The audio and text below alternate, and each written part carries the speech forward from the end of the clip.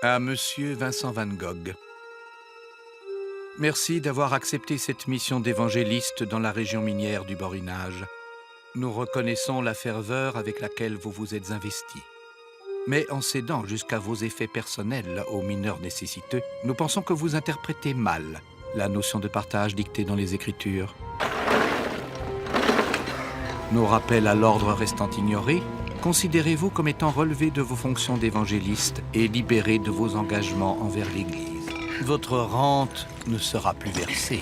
Mais je suis certain que vous trouverez d'autres ressources dans cette région où la main-d'œuvre est très prisée. Je souhaite vivement que votre séjour au Borinage soit la source d'inspiration qui vous guidera sur le chemin de l'accomplissement.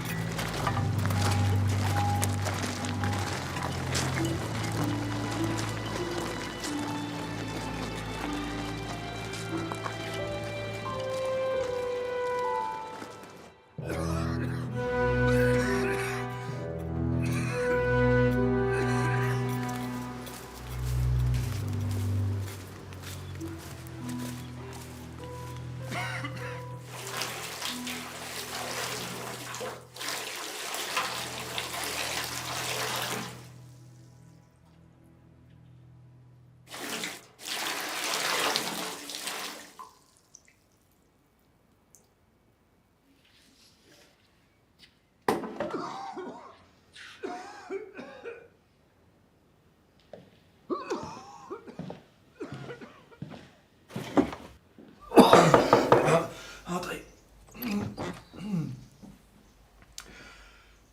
Ça n'a pas l'air de s'arranger. Une poignée, matin et soir. C'est quoi? Des graines de tournesol. Remède de grand-mère.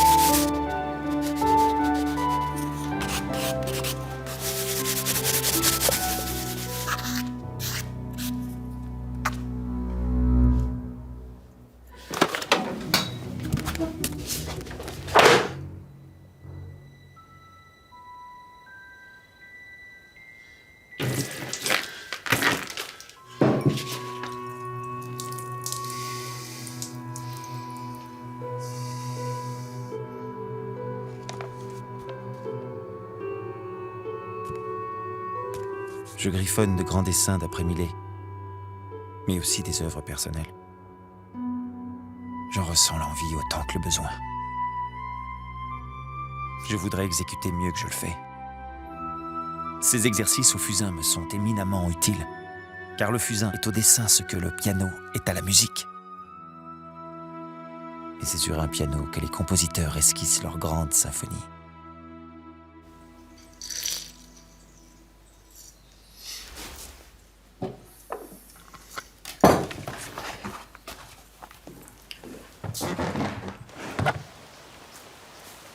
Celui qui est préoccupé par ses études et à ce point absorbé en arrive parfois à se négliger au point de choquer certains usages.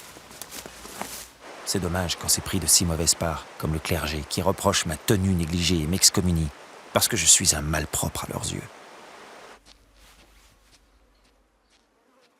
La passion absorbe, jusqu'à devenir une locumène si on n'en prend pas garde, mais donne aussi à songer, à penser et surtout à rêver.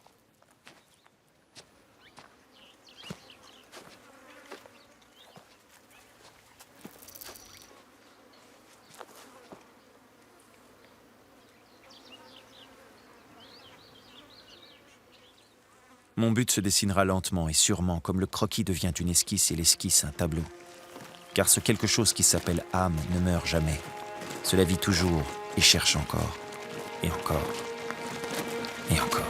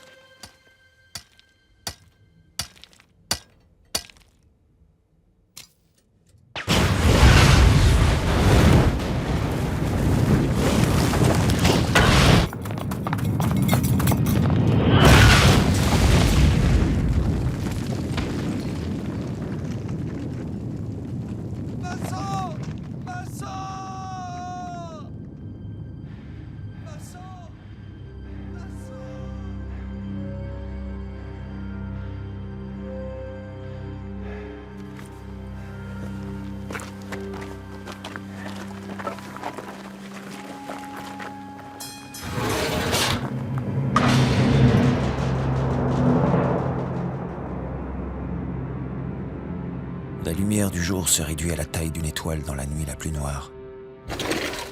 Il fait une chaleur étouffante. L'air est humide. Les murs suintent de partout. Les hommes, les femmes, les enfants doivent ramper comme des animaux et gratter les entrailles de la terre. Une réalité plus réelle que la pire des réalités. Allez!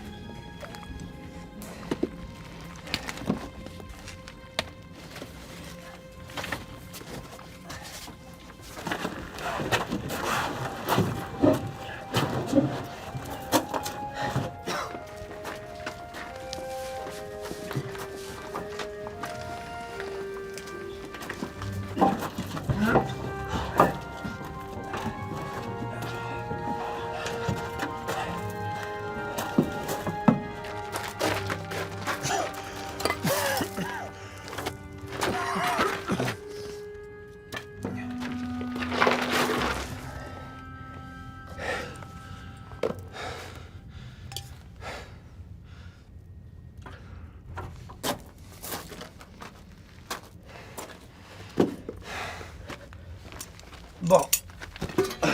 Vincent. Elle a besoin de te voir. J'ai été excommunié, Louis. On sait.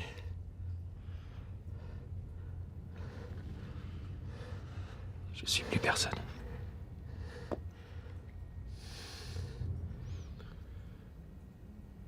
Tu sais qu'elle a renié le clergé? La mère de la plèbe.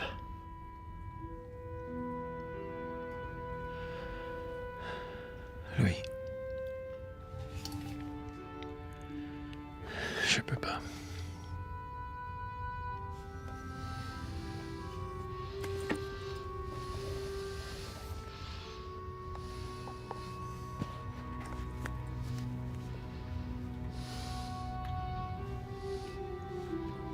C'est pas un aumônier qu'elle veut voir. C'est toi.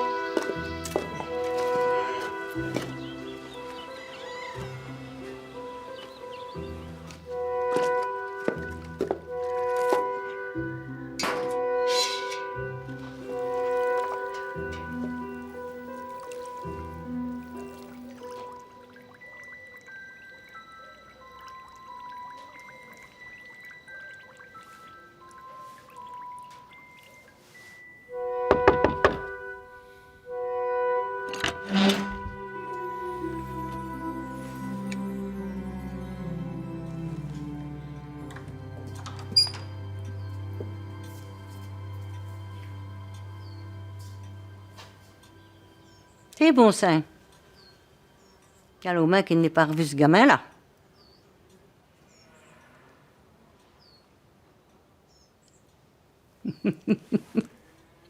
Mais douce, qu'est-ce que tu m'as eu, mon bête?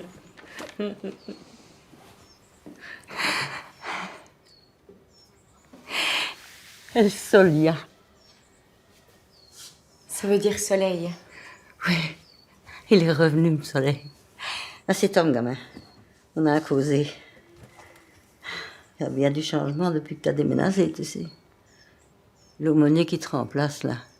Bien gentil, hein. Mais il risque pas de donner tout ce qu'il a comme toi. Surtout, pas son salaire, hein. Mais toi, Il n'est plus rien à donner.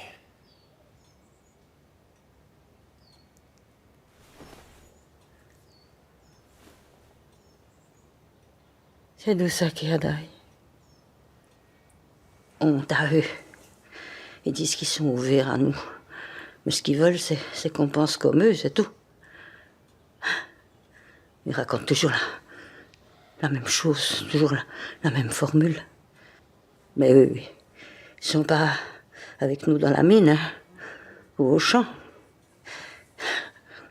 Et ils nous balancent leurs sermons comme si ça avait la science infuse. Mais qu'est-ce qu'un type comme toi est venu foutre dans cette galère?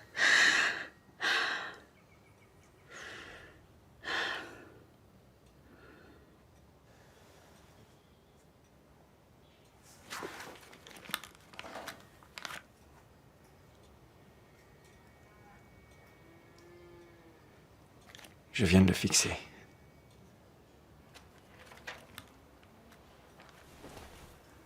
Je vais le faire sécher.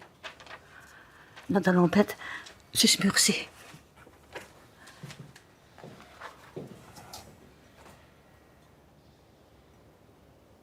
Et tu dis que t'as plus rien à donner.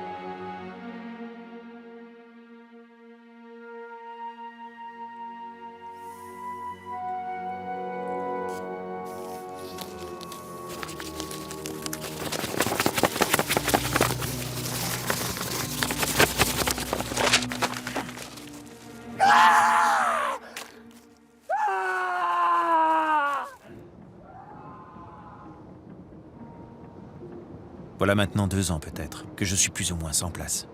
Vous dites maintenant, depuis telle et telle époque, tu as baissé. Tu t'es éteint, tu n'as rien fait. Cela est-il tout à fait vrai? Il y a celui qui est fainéant par paresse, et lâcheté de caractère, par la bassesse de sa nature. Puis il y a l'autre fainéant. Le fainéant bien malgré lui, rongé par un grand désir d'action, mais qui ne fait rien parce qu'il est dans l'impossibilité de rien faire. Et je me sens une raison d'être, mon cher Théo. Je me sens une raison d'être.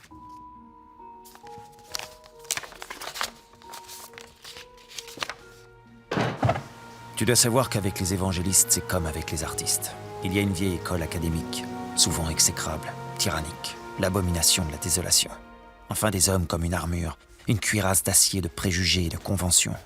Ceux-là, quand ils sont à la tête des affaires, disposent des places et cherchent à maintenir leurs protégés et à en exclure l'homme naturel. Une des causes pour lesquelles je suis hors de place, tout bonnement exclu, c'est parce que j'ai d'autres idées que les messieurs qui donnent les places aux sujets qui pensent comme eux.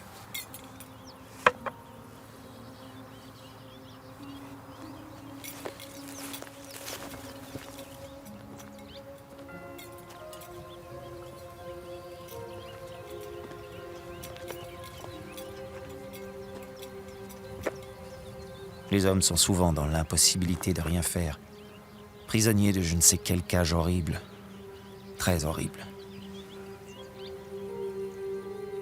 Il y a aussi, je le sais, la délivrance. La délivrance tardive.